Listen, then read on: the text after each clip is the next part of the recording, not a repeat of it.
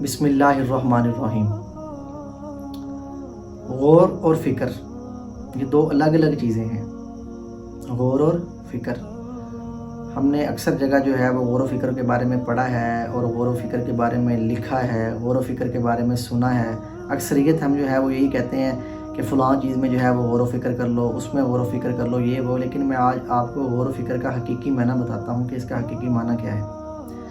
याद रखें, गौर और फ़िक्र जो है ना, ये दोनों चीज़ें जो हैं इनका ताल्लुक़ जो है वो आखिरत के साथ है। मैंने तो इनका ताल्लुक़ जो है वो आखिरत के साथ बना दिया। गौर क्या है और फ़िक्र क्या है? गौर याद रखें दीन के साथ ख़ास है कि दीन के अंदर जो है वो गौर किया जाए, दीन को समझा जाए। और फ़िक्र क्या है? आखिरत की जाए। गौर दीन के लिए किया जाए और उसके बाद जो फ़िक्रमंद हुआ जाए वो आखिरत के लिए हुआ जाए, कि आखिरत को समझा जाए। मतलब ये कि जन्नत में जाने वाला बन जाए और जहन्नम से बच जाए, जहन्नम से खुलासी हो जाए।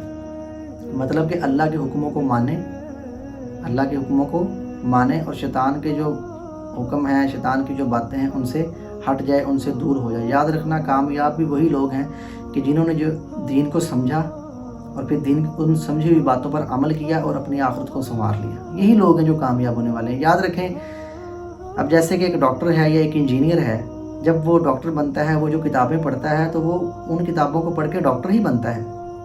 ये नहीं कि वो डॉक्टर की किताबें पढ़े और इंजीनियर बन जाए, ऐसे नहीं हो सकता।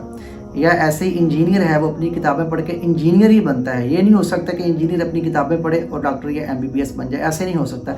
ऐसे ही दीन है। याद रखिए, दीन भी सेम ऐसे ही है कि जब हम दीन को समझेंगे ना, कि दीन को पढ़ेंगे, दीन को सोचेंगे, दीन को समझेंगे, अपनी ज़िंदगी में लेके आएंगे, तो फिर हम जन्नती बनेंगे। फिर है कि हम जन्नत में जाने वाले बन जाएंगे, जहन्नम से बच जाएंगे। वो कैसे है कि अल्लाह के हुक्मों को माना जाए, कुरान पाक की तालीमात को माना जाए, अल्लाह के नबी की जो बातें हैं, उनके जो हुक्म हैं उनको तस्लीम किया जाए। आप सल्लल्लाहु अलैहि वसल्लम की सुन्नतों के मुताबिक जो है ज़िंदगी को गुजारा जाए। सहाबा ने कैसी ज़िंदगी गुजारी, उनको पढ़ा जाए, उनको देखा जाए। यही असल चीज़ है और यही गौर व फ़िक्र है। इसलिए मैं कहता हूँ कि गौर व फ़िक्र का जो ताल्लुक़ है वो आखिरत के साथ है, दुनिया के साथ इसका कोई ताल्लुक़ नहीं है। ये गौर व फ़िक्र आखिरत के साथ है, बस दुनिया के साथ इसका इतना सा ताल्लुक़ है कि हम जन्नत में जाने वाले बन जाएँ। तो मफ़हूम हदीस है कि आप सल्लल्लाहु अलैहि वसल्लम ने फरमाया कि 3 चीज़ें हैं। ये बुखारी शरीफ की हदीस है कि 3 चीज़ें हैं कि जब इंसान मरता है उसके साथ जाती हैं। 2 वापस आ जाती हैं और 1 उसके साथ चली जाती है। अब 2 वापस आ जाती हैं वो कौन सी हैं, और जो 1 उसके साथ चली जाती है वो कौन सी है? याद रखना, हमारा एक साथी है, हमारा एक दोस्त है जो कब्र में भी हमारे साथ जाएगा, हशर में भी हमारे साथ जाएगा और जन्नत में भी हमारे साथ जाएगा। अब आप सोच रहे होंगे कि वो कौन सा साथी है, वो कौन सा दोस्त है जो हमारे साथ कब्र में भी जा रहा है, हर जगह जा रहा है। याद रखें कि जो 2 चीज़ें रह जाती हैं, वापस रह जाती हैं, वो ये हैं कि एक तो घर वाले और दूसरा माल, कि ये दुनिया में ही रह जाएगा, ये वापस हो जाएगा। और नंबर 3 है आमाल, कि ये जो हैं ये हमारे साथ कब्र में जाएंगे। अमाल ने हमारे साथ कब्र में जाना है, उन्होंने दुनिया में नहीं रह जाना, वो कब्र में हमारे साथ जाएंगे। अब देखना ये है कि अमाल अच्छे हैं या बुरे हैं। अमाल भी 2 तरह के हैं। अगर तो अमाल अच्छे हुए तो फिर तो बहुत अच्छी बात है, जन्नत पक्की है। अगर अमाल भाई दोस्तों बुरे हुए, अगर अमाल बुरे हुए, ख़तरनाक हुए, तो भाई दोस्तों फिर कब्र की ज़िंदगी, मौत की तकलीफ़, जहन्नम, ये बर्दाश्त करना हमारे बस का काम नहीं है। कि कब जो मौत की तकलीफ़ है इसको बर्दाश्त करना, या कब्र है इसके अज़ाब को बर्दाश्त करना, ये हमारे बस में नहीं है। एक रवायत है कि जब इंसान कब्र में जाता है तो कब्र उससे कहती है कि तू खुश नसीब है, तो मेरे पास आया है, कि जब तू मेरी पीठ पर चलता था तो मुझे बड़ी खुशी होती थी, अब तू मेरे पास आया है तो देख मैं तेरा क्या हाल करती हूँ। तो कब्र जो है, जब वो मुर्दा देखता है अपने इर्द गिर्द तो कब्र खुल जाती है, जिधर तक उसकी नज़र जाती है खुल जाती है, जन्नत की खिड़की खुल जाती है और जन्नत की नेमतें उसको मिलना शुरू हो जाती हैं। लेकिन जब कोई बुरा आदमी जाता है तो कब्र कहती है कि जब तू दुनिया में मेरी पीठ के ऊपर चलता था ना तो मुझे सबसे बुरा तू लगता था, अब देख मैं तेरा क्या हशर करती हूँ। तो कब्र क्या होता है जी? कब्र जो है चारों तरफ से बंद होना शुरू हो जाती है, इवन कि उसकी जो पसलियाँ हैं ये आपस में मिल जाती हैं और उसके ऊपर अजाब शुरू हो जाता है। और एक और रवायत है कि जब मुर्दा को जो है कब्र में लिटाया जाता है तो एक बड़ा ही खूबसूरत सफ़ेद लिबास में शख्स उसके पास आके बैठ जाता है। तो वो जब मुर्दा उसको देखता है कि भाई तू कौन है, उससे पूछता है, तो वो कहता है कि मैं तेरा नेक अमाल हूँ, कि मैं तेरा नेक अमल हूँ। جو تو نے دنیا میں کیا ہے، تو نے اللہ کو راضی کیا ہے، تو میں تیرا وہی نیک عمل ہوں۔ وہ خوبصورت چہرے میں ہوتا ہے تو انسان خوش ہو جاتا ہے کہ یار یہ میرا نیک عمل ہے، میں نے دنیا میں نیک عمل کی ہیں، تو اس کا اللہ جو ہے وہ اجر دے رہے ہیں، اس کا جو ہے دنیا میں نعمت بدل دے رہے ہیں۔ اور جو شخص برے اعمال کرتا ہے، جب وہ قبر میں جاتا ہے تو ایک شخص کو دیکھتا ہے کہ بڑا ہی تھکا ہارا شخص، اور گندا حالت، گندی حالت، اور کالا سیاہ چہرہ، یہ وہ جب دیکھتا تو وہ اس سے پوچھتا کہ یار تم کون ہے؟ تو وہ کہتا ہے کہ میں بھی تیرا عمل ہوں کہ جو تو نے دنیا میں کیا ہے۔ تو بھائیو دوستو، کہنے کا مقصد یہی ہے کہ مقصد جو حیات ہے، یہ دنیا میں جو زندگی گزارنے کا مقصد ہے، وہ ہرگز یہ نہیں ہے کہ ہم کاروبار کر لیں، لاکھوں روپے کما لیں، یا کوٹھیاں بنا لیں، یا مال و متاع اکٹھا کر لیں۔ یہ بالکل بھی نہیں ہے۔ یاد رکھیں، دنیا میں آنے کا مقصد صرف اور صرف یہی ہے کہ ہم نے اپنی آخرت کو کیسے سنوارنا ہے، ہم نے آخرت میں اپنا حصہ کیسے بنانا ہے۔ بھائیو دوستو، دنیا ہے، اس کی اگر 100 سالہ زندگی آپ کو ملتی ہے تو یاد رکھو یہ آخرت کی 1 یا 1.5 منٹ کے برابر ہے۔ تو کیا فائدہ ہے ایسی 1.5 منٹ کی زندگی کو ضائع کرنے کا؟